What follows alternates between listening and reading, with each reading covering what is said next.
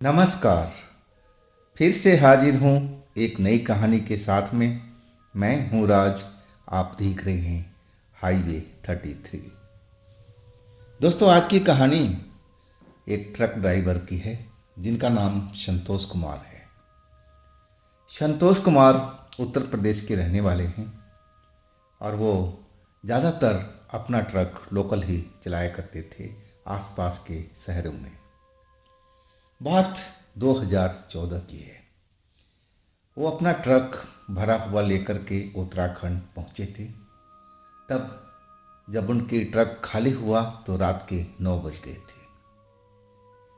Truck तो खाली हो चुका था। आप उनको जो लोडिंग करनी थी वहाँ से करीब 60 किलोमीटर की दूरी पर, और वो भी सुबह के 9 बजे। तो इनके पास तो अच्छा खासा समय था, टाइम था। अब ये एक ढाबा पर जा पहुंचे। इन्होंने सोचा कि चलो कुछ खा पी करके और कुछ घंटे आराम करके तब हम निकल पड़ेंगे अपने उस मंजिल की ओर जहाँ से उनको माल लोड करना था। लेकिन ऐसा हुआ नहीं। तो क्या घटी थी उनके साथ में, ऐसी कोई घटना जो उनको उस जगह पर रुकना पड़ा। चलते हैं आगे की कहानी में। लेकिन दोस्तों, अगर आप मेरे चैनल पर पहली बार जुड़े हैं या फिर अभी तक मेरे चैनल को सब्सक्राइब नहीं किया है तो प्लीज़ कर लीजिए और साथ में बेल आइकन को ज़रूर दबाइएगा ताकि आपको वीडियो का नोटिफिकेशन समय पर मिलता रहे, आप मेरी कोई वीडियो मिस ना करने पाए। तो शुरू करते हैं आज की कहानी, संतोष के ही जुबानी। दोस्तों, मेरा नाम संतोष कुमार है। मैं ट्रक ड्राइवर हूँ। बात 2014 की है। मैं अपना ट्रक उत्तर प्रदेश से उत्तराखंड गया था।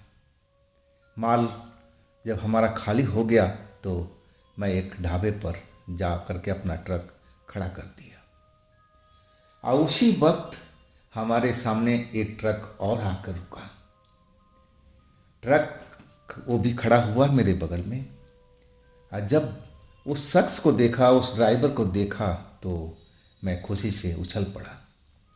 वो तो हमारे उस्ताद थे। उन्हीं के ट्रक पर मैं ट्रक चलाना सीखा था। 2 साल उन्हीं के ट्रक पर मैंने काम किया था। और वो भी मुझे देखते हुए और चिल्लाने लगे, अरे संतोष बेटा, संतोष बेटा, बड़े दिनों के बाद मिला है, सब खैरियत है ना।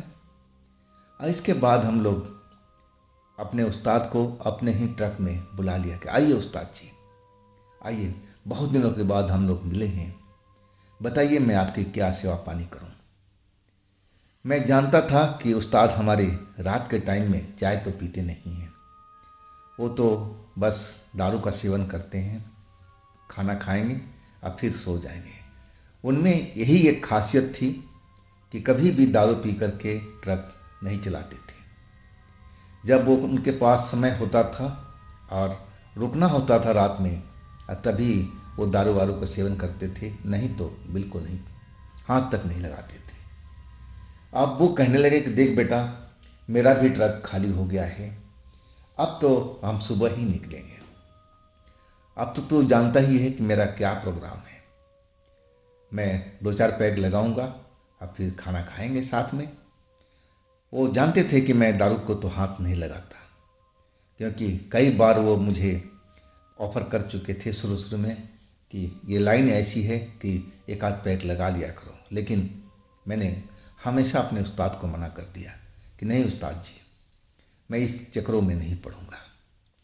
वो जानते थे कि मैं दारू नहीं पीता।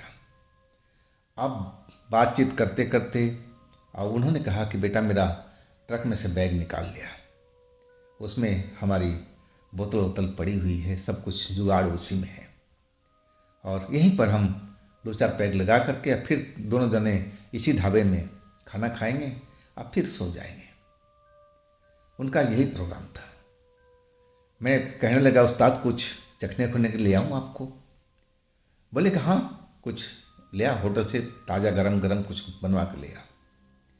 अब उस्ताद थे तो इतना तो हमारा करना फर्जी था। जब तक मैं ढाबे पर गया, कुछ उनके लिए बनवाया, आज जब प्लेट में लेके चला तो देखा उस्ताद एक आध पैक तो लगा लिए थे। यह कि वो जल्दी जल्दी पिया करते थे, देरी नहीं करते थे। फिर मैं जो चखना लेके आया था उस्ताद को दिया। उस्ताद को वो चीज़ पसंद आया। अब फिर वो ख़त्म हो गया। अब फिर मुझसे कहने लगे कि संतोष, एक चीज़ एक बार और लिया, एक प्लेट बनवा करके, बहुत अच्छा लग रहा है। फिर मैं ट्रक से उतरा और ढाबे पर पहुंच गया। इस बार जब मैं वो चीज़ को बनवा करके प्लेट में ले करके अपने ट्रक की तरफ बढ़ा तो मैं देख रहा हूँ क्या कि एक काले कपड़े में अघोरी जैसा व्यक्ति हमारे ट्रक के गेट पर खड़ा है और वो हमारे उस्ताद जी से बहस कर रहा है। मैं अब दौड़ता हुआ अपने ट्रक के पास पहुंचा और उस अघोरी को देखने लगा। अघोरी और उस्ताद जी में बहुत बहस हो रही थी और तभी उस्ताद जी ने जो अपना पैग बना रखा था गिलास के अंदर में, वो पूरा पैग ही उसके चेहरे पर फेंक दिया। अब मामला थोड़ा अलग हो गया था। मैं तो देख करके ही हैरान रह गया कि शायद उस्ताद ज़्यादा गुस्से में आ गए, ज़्यादा ही झगड़ा बढ़ चुका है। मैं अघोरी को शांत करने की कोशिश करने लगा, लेकिन अघोरी तो अब बहुत गुस्से में हो गया था। ना जाने किस बात पर उनका झगड़ा हुआ था, मैं तो जान ही नहीं पाया। और अचानक अघोरी उसी ज़मीन पर, उसी जगह पर नीचे आलथी पालथी मार करके बैठ गया, अपने दोनों हाथ जोड़ करके, और पता नहीं कोई मंत्र बुदबुदाने लगा था। और मैं उसको शांत करने की कोशिश कर रहा था कि बाबा आप शांत हो जाइए, मैं उस्ताद जी से बात करता हूँ, जो किए हैं उसके लिए मैं माफ़ी मांगता हूँ, आप शांत हो जाइए। अब ये सब जब करने बैठ गया अघोरी तो हमारे जो उस्ताद जी थे और गुस्सा हो गए थे। वो ज़ोर ज़ोर से चिल्लाने लगे उस पर, क्योंकि वो ना किसी देवी देवता का पूजा करते थे, ना कोई ऐसा काम करते थे, बिल्कुल जैसे वो किसी को मानते ही नहीं हो, भगवान को मानते ही नहीं थे। उनका एक अलग ही दुनिया था। बस अपना जब खाली टाइम हुआ तो दारू में रम जाते थे, नहीं तो रोड पर जब चलते रहते थे। मैं तो 2 साल उनके साथ में काम कर चुका था, मुझे तो उनका रग रग पता था। ना कभी गाड़ी में धूप बत्ती अगरबत्ती नाम का चीज़ कभी दिखाया होगा। हाँ, मैं ज़रूर जब गाड़ी में था तो पूजा करता था तो डांट देते कि रहने दे, सब ये मुझे पसंद नहीं है। ना जाने किस दुनिया में वो जीते थे, मुझे तो समझ में नहीं आया था। और आज ये झगड़ा देख करके मैं तो डर चुका था। मैंने सुना था कि अघोरी लोग श्राप भी देते हैं, कहीं यही तो नहीं कर रहे हैं ये। हमें उस अघोरी को बहुत मनाने की कोशिश करने लगा और उधर उस्ताद को भी मना करता रहा कि उस्ताद शांत हो जाइए, शांत हो जाइए। अब फिर वो अघोरी झटके से उठा और हमारे ट्रक के साइड में पहिए पर थूकता हुआ और फिर वहाँ से कुछ मन में बुदबुदाता हुआ और रोड के साइड में चला गया। इसके बाद वो अंधेरे में नज़र नहीं आया। मैं उस्ताद से कहने लगा कि उस्ताद जी आपने क्या किया, अघोरी को नाराज़ नहीं करना चाहिए। ना जाने अघोरी की बेस में कौन आया हो, हुआ कि आपके साथ में कैसे झगड़ा हुआ। अब उस्ताद जी तो गुस्से में थे ही। वो कहने लगे कि आते ही अघोरी शायद उसको दारू की खुशबू आ गई होगी और हमारे गेट के पास में आ गया और कहने लगा कि मुझे भी एक गिलास दे दो। मैंने देरी नहीं किया, उसको एक गिलास मैं बना करके दे दिया। एक गिलास पीने के बाद में दूसरा गिलास भी मांगा तो हमारे पास तो थी नहीं, चलो तुम तो पियोगे नहीं तो इसी को दे देते। दूसरा गिलास भी बना के दे दिया। अब फिर वो हमारी तरफ देखने लगा, कहने लगा कि थोड़ा और दे दो, इसे मज़ा नहीं आया। तभी मेरे को गुस्सा आया कि देखो अब हमारे पास में नहीं है, अब ख़त्म हो गया मामला। लेकिन वो जीत पर अड़ा रहा कि नहीं, बोतल पड़ी ही, मैं देख रहा हूँ। अब मुझे गुस्सा आ गया और तभी मैं अपना पैक था जो बनाया हुआ था और उसके चेहरे पर दे फेंका। मुझे गुस्सा बर्दाश्त नहीं होता। मैं जानता था उस्ताद का गुस्सा बहुत तेज़ी से उफान भरता था। अब मामला तो अब आगे निकल चुका था। वो तो अघोरी अब जो करना था करके चला गया। आज संजोग से वो ट्रक हमारा ही था जिस पर मैं काम करता था। अब किसी तरह से उस्ताद को मैंने गुस्सा शांत किया कि चलो आप आपने ख़त्म कर लिया पैक तो खाना खाते हैं। अब फिर वो हम लोग ढाबे पर चले गए थे। ढाबे वाला ही पूछ रहा था कि क्या हो रहा था ट्रक में आपके झगड़ा। अब हमने बोला कि वैसे ही कोई ख़ास नहीं था, कुछ मांग रहे थे औरी बाबा और उस्ताद जी ने दे दिया, फिर भी वो ज़्यादा मांग रहे थे। तो इस पर भी कुछ बात होटल वाले ने कोई गौर नहीं किया।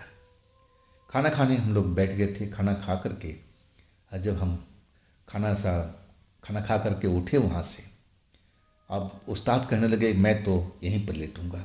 चारपाई थी वहाँ पर और मैं खुले में सोने का आदत नहीं था। मैं कहने लगा कि मैं अपने केबिन में ही जा रहा हूँ उस्ताद जी। वो कहने लगे ठीक है चले जाओ। और मैं अपने ट्रक के केबिन में ही जा कर के सो गया।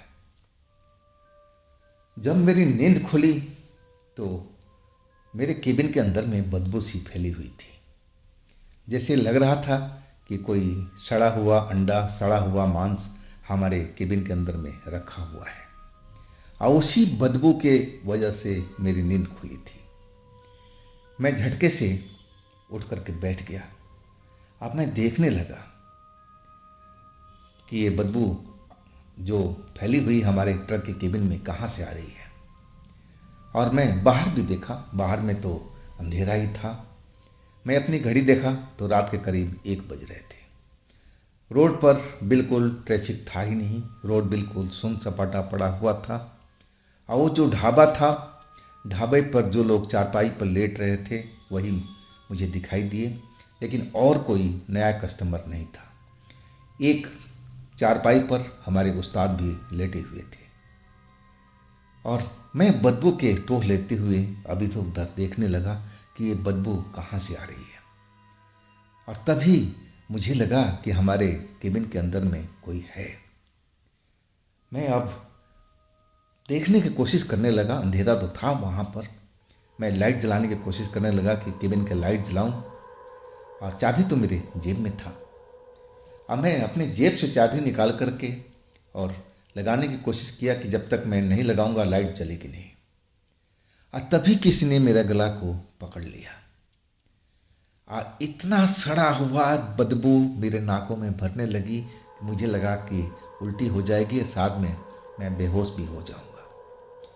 मैं जब आंखें अंधेरे में देखने की कोशिश करने लगा कि आखिर मेरे साथ में किसने हमला किया है, कौन मुझे पकड़ रखा है, तो मैं देखा कि 2 चमकीली आंखें मुझे दिखाई दे रही थी। हाँ, उसके बाल लंबे दिखाई दे रहे थे। देखने में वो कोई औरत ही थी, लेकिन पूरा शरीर उसका मुझे नज़र नहीं आ रहा था। और वो तो अब मुझे दबोच लिया था। दबोच ऐसा लिया था कि मैं अब कुछ आवाज़ भी नहीं निकाल रहा था। मैं तो एकदम कांप गया था ये सब मेरे साथ में घटते ही। और बदबू और ऊपर से वो जो औरत थी और वो मेरा गला को दबोचे जा रही थी तेजी से। हाँ, मैं चीखना चाहता था, चिल्लाना चाहता था कि मैं आवाज़ दूँ ढाबा में सोए हुए लोगों को, अपने उस्ताद को, ढाबा के मालिक को, कि मुझे बचा। अब मेरी जो सांस थी घुटने लगी थी। मैं सांस लेने की भरपूर कोशिश कर रहा था, लेकिन वो औरत का पकड़ मेरे गले पर इतना मजबूत था और इतना दबाव बढ़ता जा रहा था कि लग रहा था कि मेरी दम घुट जाएगा, मैं मर जाऊंगा। मैं माता रानी का भक्त हूँ, काली माँ का। हाँ, मैं मन ही मन अब काली माँ को पुकारने लगा कि माँ मुझे बचाइए, माँ मुझे बचाइए। अब फिर मैं अपना होश खो बैठा था। जब मुझे होश आया तो मैं अपने ट्रक के ही अंदर था और बाहर में भीड़ लगी हुई थी। मेरे उस्ताद भी खड़े थे और जो होटल के कर्मचारी थे, होटल का मालिक था और जो वहाँ पर ड्राइवर सोए हुए थे वो भी मुझे नज़र आए। अब मैं होश में आ चुका था, मैं अपने ट्रक के केबिन में था और तभी मेरा उस्ताद बोले कि अरे क्या हुआ तेरे साथ में, वो कौन थी औरत। अब मुझे तो वही याद आया कि मेरे साथ में क्या घटा था। मैं कहने लगा उस्ताद वो तो चुड़ैल थी, चुड़ैल थी, मेरे को गला दबा रही थी, मुझे मारने की कोशिश कर रही थी। अब मुझे समझ में नहीं आया कि आखिर मैं उस चुड़ैल के चंगुल से बचा तो कैसे। और तभी उस्ताद कहने लगे कि जल्दी से आ, बाहर आ जा बाहर। मैं ट्रक से अब नीचे उतरा और उस्ताद हमें लेकर के अपने चारपाई पर गए और वहाँ पर सारे लोग मेरे पास ही थे। होटल के कर्मचारियों ने मेरे लिए पानी लेकर आया कि पानी पी लो, आपकी तबीयत थोड़ी सुधर जाएगी। अब मैं सोचने लगा था कि आखिर मैं बचा कैसे, इन लोगों को कैसे मालूम पड़ा कि हमारे साथ में कोई घटना हो गई है और ये लोग कैसे मेरे को बचाएं। मुझे कुछ भी समझ में नहीं आ रहा था। मैं अब उस्ताद से पूछने लगा था कि उस्ताद आपको कैसे पता लगा कि हमारे साथ में ऐसी घटना घट रही है और आप लोग बचाने के लिए आ गए। अब उस्ताद मेरी तरफ देखने लगे थे और वो कहने लगे कि बेटा हमने कुछ भी नहीं किया है, हमने तो तुम्हें बचाया तक नहीं, बचाने वाला तो कोई और ही है। अब मेरे माथा ठनकने लगा कि आखिर आखिर कौन मुझे बचाया उस चुड़ैल से, और कुछ भी समझ में नहीं आ रहा था। मैं अब उस्ताद की तरफ देखने लगा था कि उस्ताद मजाक मत करो, आपने ही मुझे बचाया उस चुड़ैल से। तो वो सीरियस थे, वो कहने लगे नहीं बेटा, मुझे तो एक जोरदार आवाज़ आई थी, इतनी तेज आवाज़ थी कि सब जितने होटल के लोग थे सारे लोग जाग चुके थे।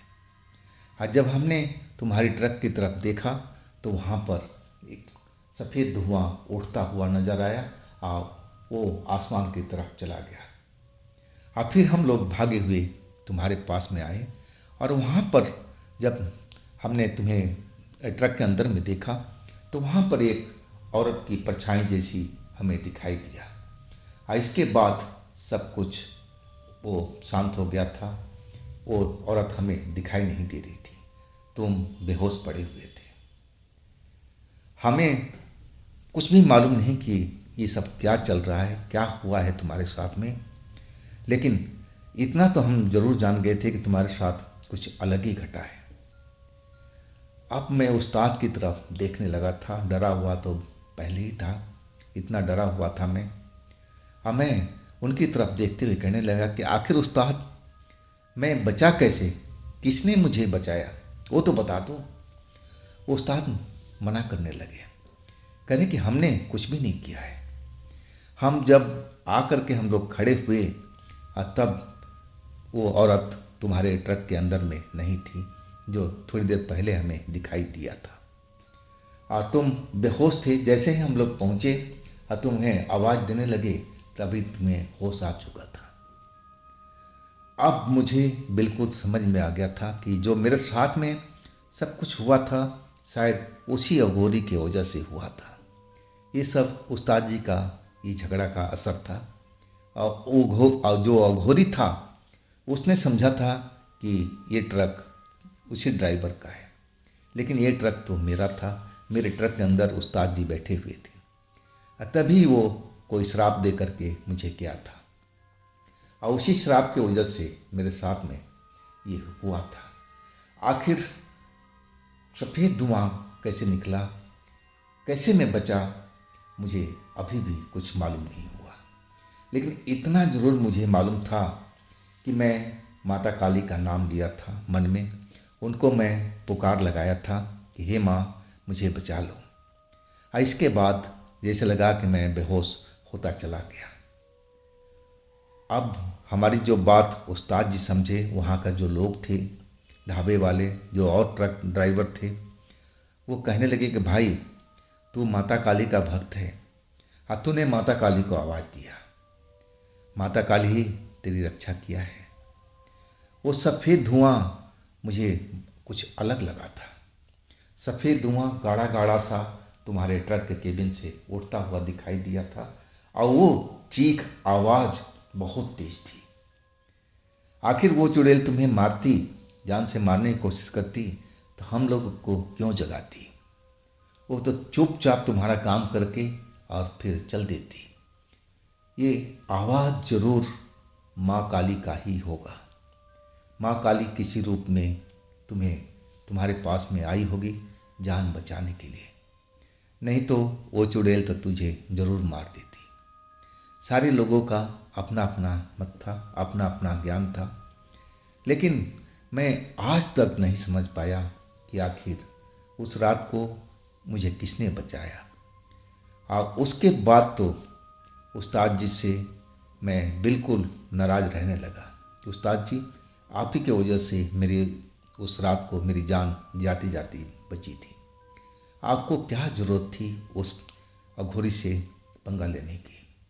आप और दे देते, आपके पास तो और भी थी, तो क्या फर्क पड़ जाता? ये बात यहीं पर ख़त्म हो जाती तो चलो कोई बात नहीं।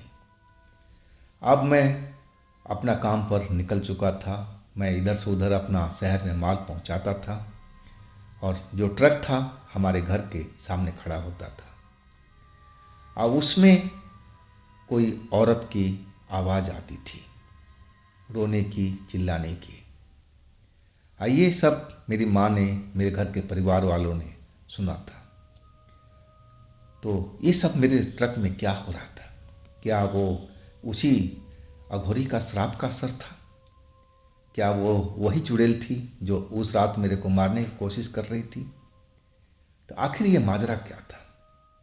हमारे घर के लोगों ने फिर एक पंडित जी को बुलाए थे और फिर हमारे ट्रक की पूजा पाठ हुआ था। और इसके बाद जब पूजा हमारा हो गया और इसके बाद में वो औरत रोने धोने का कोई भी आवाज़ हमारे ट्रक से नहीं आई। मैं इस घटना के बारे में बहुत सोचता था कि ये सब इसी अघोरी का कारण हुआ है। अघोरी का जो श्राप था वो हमारे ट्रक के अंदर आ गया था और वो श्राप का ही असर था कि उस रात या हमारे ट्रक के अंदर में किसी औरत का रोने का, धोने का, चिल्लाने का आवाज़ आता था। और जब पूजा पाठ हमारा संपन्न हो गया था इसके बाद वो आवाज़ भी आनी बंद हो गई थी। लेकिन मैं अब रात को अकेले नहीं चलता था। मैं अपने साथ किसी न किसी को जरूर रखता था। डर लगा रहता था। हाँ, कुछ महीने के बाद वो डर मेरे दिमाग से जरूर निकल गया था। तो दोस्तों, ये थी संतोष जी की अपनी आप बीती। अगर आपके पास भी ऐसी कोई घटना है जो आप हमें बताना चाहते हैं तो आप मुझे इंस्टाग्राम पर या मेरे व्हाट्सएप नंबर पर शेयर कर सकते हैं। और दोस्तों, ये भी चैनल आप ही का है तो इसको भी अपना प्यार दीजिए, लाइक कीजिए, सब्सक्राइब कीजिए, शेयर कीजिए। और फिर हम मिलते हैं अगले रोज़ एक नई घटना में। आप लोग अपना ख्याल रखिएगा। नमस्कार।